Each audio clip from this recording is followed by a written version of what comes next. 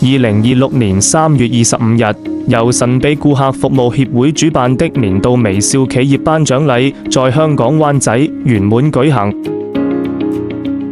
深圳普瑞星耀眼科醫院憑借始終如一的微笑服務與精益求精的醫療品質，在眾多參評企業中脫穎而出，榮獲微笑企業大獎。醫院運營中心總監余志虎作為代表上台領獎。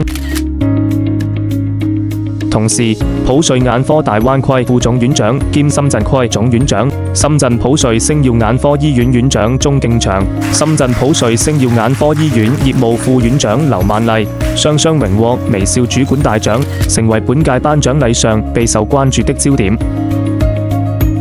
兩項大獎均經過嚴苛評審，此次獲獎不僅是對醫院服務質量的高度肯定，更彰顯了深港醫療融合的成果。